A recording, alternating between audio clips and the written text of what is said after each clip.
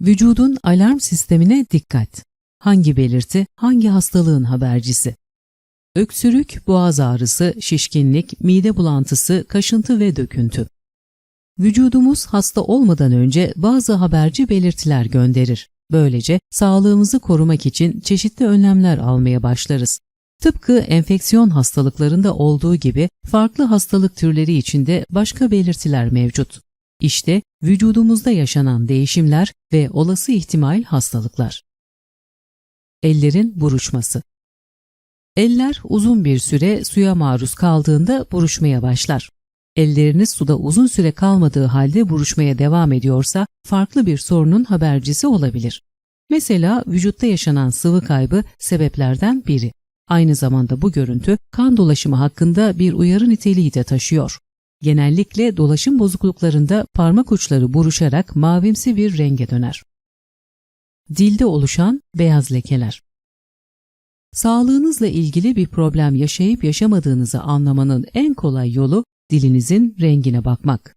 Eğer diliniz pembe ise sağlığınızın yerinde olduğu söylenebilir. Fakat dil üstünde beyaz lekeler görünüyorsa bu vücuttaki enflamasyonun habercisi olabilir. Aynı zamanda beyaz lekeler ağız içerisinde oluşan mantar enfeksiyonunu da işaret edebilir. Karın bölgesinde şişkinlik. Yemekten sonra yaşadığınız şişkinlik hissi vücudunuz için herhangi bir problem teşkil etmez. Fakat sağlıklı sandığımız pek çok yiyecek gıda intoleransına yol açabiliyor. Gıda hassasiyeti olarak da bilinen intolerans midede aşırı şişkinlik yapabilir. Diğer yandan tükettiğiniz yiyeceklere karşı alerjiniz de olabilir. İşte tüm bu sebeplerden ötürü doğru bir sindirim gerçekleşmediği için mide ve bağırsaklarda yaşanan gaz birikimi şişkinliğe yol açabiliyor. Ciltte oluşan kızarıklıklar.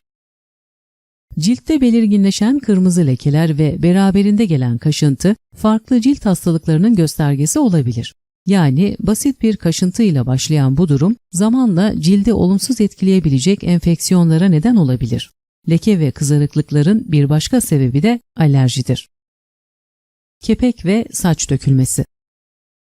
Genellikle saçlarda mevsimsel olarak değişimler görülmesi mümkün. Yani dönemsel olarak saçlarınızda dökülmelere rastlayabilirsiniz. Mevsimsel geçişlerin yanı sıra kepeklenme ve dökülme gibi sorunlar aynı anda oluşuyorsa bu vitamin eksikliğinin habercisi olabilir. Saç yapısının zayıflamasına da yol açan sorunun temelinde ise B vitamini eksikliği yatıyor.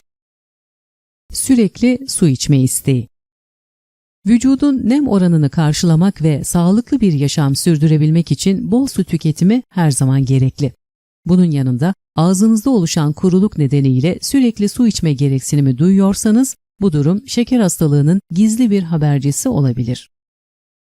Şiddetli horlama. Birçok kişi horlamanın zararlı olduğunu düşünse de bilinenin aksine horlamak vücut için zararlı bir eylem değil. Ancak bu durum kaliteli uykuyu ve vücudun oksijenlenmesini engelleyen uyku apnesiyle bağlantılı olabilir. Uyku sırasında tıkanma ve nefes darlığı gibi sorunlar yaşıyorsanız konuyla ilgili bir uzmandan yardım almalısınız. Farklı bir konuda yeni bir videoda buluşmak üzere. Beğeni, yorum, abone ve paylaşım desteğinizi bekliyoruz. Esen kalın, İyi Haberler TV'de kalın. İyi Haberler TV'de kalın. İyi Haberler TV'de kalın. İyi Haberler TV'de kalın.